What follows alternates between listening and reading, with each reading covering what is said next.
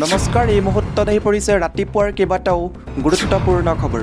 অসমৰ লগতে আন্তঃৰাষ্ট্ৰীয় কেইবাটাও গুৰুত্বপূৰ্ণ খবৰ যুগুতোৱা হৈছে আৰু নিতৌ এনেধৰণৰ খবৰসমূহ পাই থাকিবলৈ হ'লে চেনেলটো ছাবস্ক্ৰাইব কৰি ভিডিঅ'টোত এটাকৈ লাইক কৰি উৎসাহিত কৰিবলৈ একেবাৰে নাপাহৰিব। দৰ্শকসকল, আজিৰ প্ৰথমটো খবৰেই হৈছে এটা ডাঙৰ খবৰ। হজৰত মহম্মদ বিতৰ্কক লৈ জ্বলিছে হাওৰা। বিজেপিৰ কাৰ্যালয় ভাঙি লণ্ডভণ্ড, ইণ্টাৰনেট সেৱা বন্ধ কৰি দিয়া হৈছে। এই মুহূৰ্তত আহি পৰিছে এটা ডাঙৰ খবৰ, এটা বিগ ব্ৰেকিং নিউজ। হাওৰাত সংঘটিত হিংসাত্মক ঘটনাৰ পিছতে পশ্চিমবংগ চৰকাৰে মুৰ্ছিদাবাদ জিলাৰ একাংশ অঞ্চলত মঙলবাৰলৈ ইণ্টাৰনেট সেৱা স্থগিত ৰখাৰ সিদ্ধান্ত গ্ৰহণ কৰিছে। যোৱা শনিবাৰে গৃহ বিভাগৰ বিষয়াই এই তথ্য প্ৰদান কৰে। শুকুৰবাৰে হিংসাত্মক কাৰ্যকলাপ সংঘটিত হোৱা হাওৰা জিলাত শনিবাৰে পুৱা পৰিস্থিতি কিছু শান্তিপূৰ্ণ হয়। হিংসাত্মক পৰিস্থিতি নিয়ন্ত্ৰণৰ বাবে সমগ্ৰ জিলাখনত ফৌজদাৰী বিধিৰ 144 ধাৰা জাৰি কৰাৰ লগতে ইণ্টাৰনেট সেৱা বন্ধ কৰি দিয়া হৈছে। প্ৰশাসনৰ তৰফৰ পৰা এই তথ্য প্ৰদান কৰা হয়।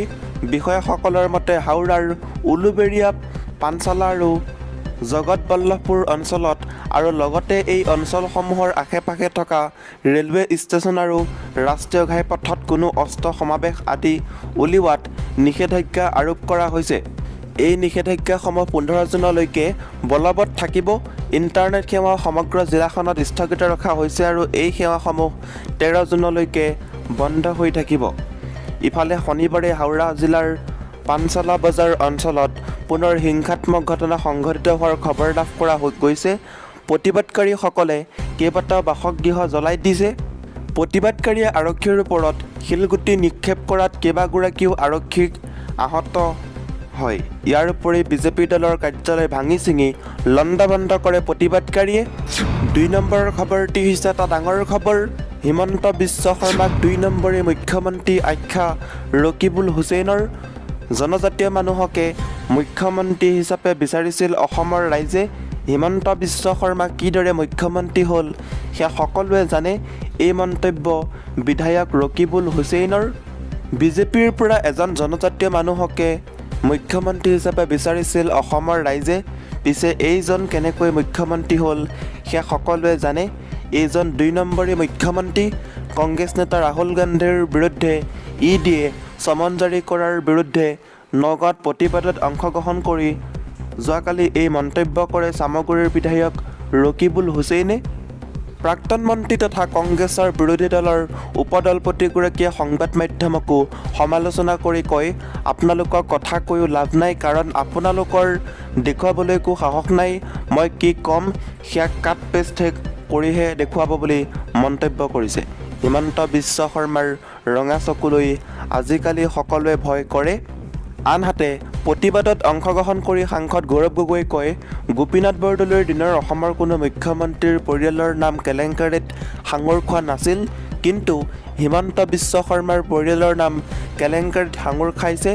ক'ভিডৰ দুৰ্যোগৰ মাজতো PPE কিটৰ নামত কেলেংকাৰী মুখ্যমন্ত্ৰীৰ পৰিয়ালৰ ভূমিহীনৰ বাবে আবণ্টিত ভূমিও আত্মসাৎ কৰাৰ চেষ্টা মুখ্যমন্ত্ৰীৰ পৰিয়ালৰ। ইডি কেৱল কংগ্ৰেছৰ বিৰুদ্ধেহে কিয় বুলি প্ৰশ্ন কৰে গৌৰৱ গগৈয়ে। সাহস আছে যদি মুখ্যমন্ত্ৰীৰ পৰিয়ালৰ ওপৰতো ইডিয়ে তদন্ত কৰাৰো প্ৰত্যাহ্বান জনাই সাংসদগৰাকীয়ে। ইয়াৰ লগতে দৰ্শকসকল, 3 নম্বৰ খবৰটি হৈছে এটা ডাঙৰ খবৰ। ক'ভিডৰ ভেকচিন গ্ৰহণ কৰি অসুস্থ হৈ মাটিত ঢলি পৰিল 14গৰাকীকৈ ছাত্ৰী। এই মুহূৰ্তত আহি পৰিছে এটা ডাঙৰ খবৰ। ক'ভিড ভেকচিন গ্ৰহণ কৰি অসুস্থ 14গৰাকীকৈ ছাত্ৰী।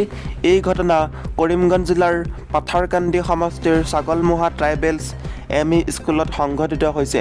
আজি বিদ্যালয়খনত ক'ভিড টীকাৰ প্ৰথম পালি দিয়াৰ কথা আছিল। সেয়েহে বিদ্যালয়ৰ মুঠ 53গৰাকী ছাত্ৰ ছাত্ৰীক ভেকচিন প্ৰদান কৰা হয়। কিন্তু ভেকচিন প্ৰদানৰ কিছু সময়ৰ পিছতে 14গৰাকী ছাত্ৰী মাটিত বাগৰি পৰে। ক্ৰমান্বয়ে ছাত্ৰীসকলৰ স্বাস্থ্যৰ অৱনতি ঘটিব ধৰে। শিক্ষক আৰু অভিভাৱকসকলে মিলি লগে লগে তেওঁলোকক স্থানীয় বাজাৰিচৰা স্বাস্থ্যকেন্দ্ৰত ভৰ্তি কৰোৱায়। কিন্তু ইয়াত কোনো উন্নত চিকিৎসা ব্যৱস্থা নথকাৰ বাবে বাজাৰিচৰাত থকা মাকুন্দা খ্ৰীষ্টিয়ান হস্পিটেললৈ তেওঁলোকক স্থানান্তৰিত কৰা হয়। ইয়াৰ লগতে দৰ্শকসকল 4 নম্বৰ খবৰটি হৈছে মুখ্যমন্ত্ৰী হিমন্ত বিশ্ব শৰ্মাৰ বিৰুদ্ধে নিৰ্বাচন আয়োগৰ গোচৰ খাৰিজ। মুখ্যমন্ত্ৰী হিমন্ত বিশ্ব শৰ্মাৰ বিৰুদ্ধে থকা নিৰ্বাচন আয়োগৰ গোচৰ খাৰিজ শনিবাৰে উচ্চ ন্যায়ালয়ে খাৰিজ কৰে গোচৰটো 2019 চনৰ লোকসভা নিৰ্বাচনী আচৰণ বিধি উলংঘনৰ অভিযোগত মুখ্যমন্ত্ৰীৰ বিৰুদ্ধে আছিল গোচৰ এই গোচৰৰ ভিত্তিতে CJM আদালতে মুখ্যমন্ত্ৰী হিমন্ত বিশ্ব শৰ্মাৰ বিৰুদ্ধে জাৰি কৰিছিল সমন কিন্তু বিশেষ কাৰণত আদালতত হাজিৰ হোৱা নাছিল হিমন্ত বিশ্ব শৰ্মা যাৰ পৰিপ্ৰেক্ষিতত হিমন্ত বিশ্ব শৰ্মাক জৰিমনা বিহিছিল আদালতে 6 নম্বৰৰ খবৰটি হৈছে উজলা আঁচনিৰ চিলিণ্ডাৰ মুকলি বজাৰত বিক্ৰী বাইহাটাত ৰাইজে জব্দ কৰিলে চিলিণ্ডাৰ এই মুহূৰ্তত আহি পৰিছে এটা গুৰুত্বপূৰ্ণ খবৰ মুকলি বজাৰত বিক্ৰী কৰিবলৈ অনাৰ সন্দেহত বাইহাটাত ৰাইজে জব্দ কৰিলে উজলা আঁচনিৰ চিলিণ্ডাৰ BTADৰ গুৰেশ্বৰ থানাৰ অন্তৰ্গত চিলকিৰজাৰৰ পৰা বাইহাটা চাৰিআলিৰ বেজেৰালৈ আনি থকা অৱস্থাতে ৰাইজে চিলিণ্ডাৰখিনি জব্দ কৰি গতাই দিয়ে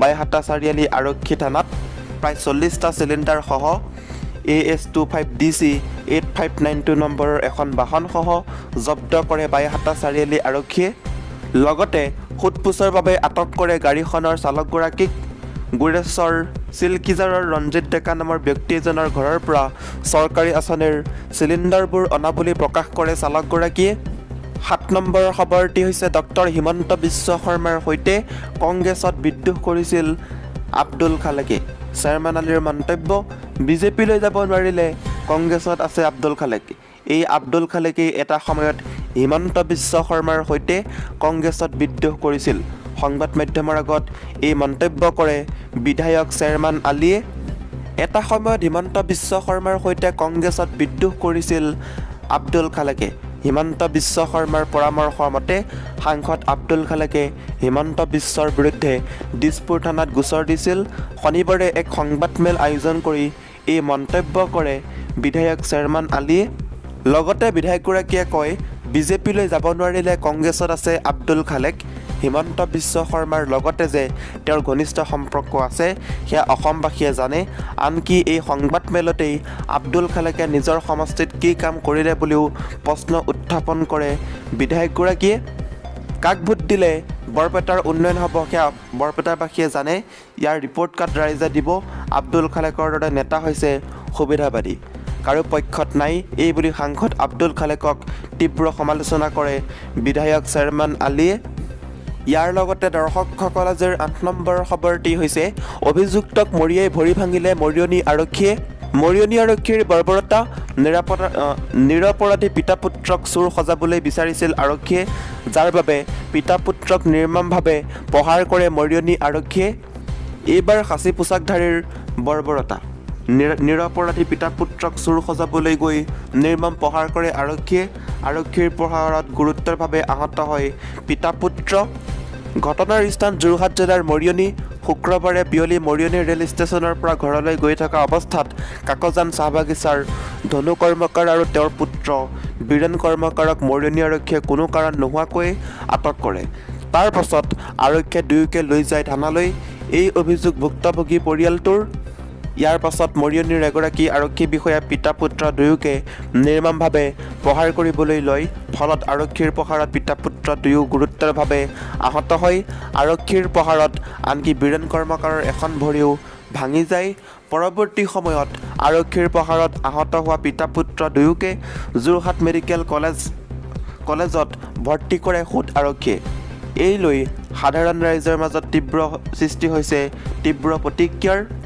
ইফালে ক্ষমতাৰ অপপ্ৰয়োগ কৰি আৰক্ষীয়ে এইদৰে নিৰপৰাধী লোকক অপৰাধী সজাই নিৰ্মম অত্যাচাৰ কৰা কাৰ্যক ধিক্কাৰ দিছে সচেতন মহলে নিৰপৰাধীৰ লোকৰ ওপৰত কৰা এই অত্যাচাৰৰ অভিযোগৰ পাছত জিলাখনৰ আৰক্ষী অধীক্ষকগৰাকীয়ে কি ব্যৱস্থা গ্ৰহণ কৰে সেয়া হ'ব লক্ষণীয় ইয়াৰ লগতে দৰ্শকসকল 9 নম্বৰৰ খবৰটি হৈছে কোকৰাঝাৰত পুনৰ ব্যৱসায়ী আক্ৰমণ দুষ্কৃতিকাৰীৰ আকৌ অশান্ত হৈ উঠিছে কোকৰাঝাৰ পুনৰ দুষ্কৃতিকাৰীৰ আক্ৰমণৰ বলি হয় এজন ব্যৱসায়ী পিস্তলৰ বাটেৰে ব্যৱসায়ীগৰাকীৰ মূৰত আঘাত কৰি দুষ্কৃতিকাৰীয়ে ধন দাবী কৰে সম্প্ৰতি এই ঘটনাক লৈ তীব্ৰ প্ৰতিক্ৰিয়া অব্যাহত আছে পুনৰ অশান্ত কোকৰাঝাৰ বিভিন্ন বিদ্ৰোহী সংগঠনে মূল সুঁতিলৈ ঘূৰি অহাৰ পিছতে কিছুদিনৰ বাবে শান্তিৰ পৰিৱেশ বিৰাজ কৰা BTRৰ দল সদৰ জিলা কোকৰাঝাৰত পুনৰ অশান্ত হৈ উঠিছে। জিলাখনৰ সম্প্ৰতি ধন দাবী তথা হিংসাত্মক কাৰ্যকলাপে প্ৰায় সংঘটিত হোৱা দেখিবলৈ পোৱা গৈছে। দৰ্শকসকল, আজিৰ এই ভিডিঅ'টোৰ মাধ্যমেৰে আপোনালোকক বহুকেইটা গুৰুত্বপূৰ্ণ খবৰ দিব চেষ্টা কৰিলোঁ। যদি খবৰকেইটা শুনি ভাল লাগিছে লাইক কৰিব, শ্বেয়াৰ কৰিব, চেনেলটো ছাবস্ক্ৰাইব কৰিবলৈ নাপাহৰিব। এনেকুৱা ধৰণৰ ভিডিঅ'সমূহ পাই থাকিবলৈ ধন্যবাদ।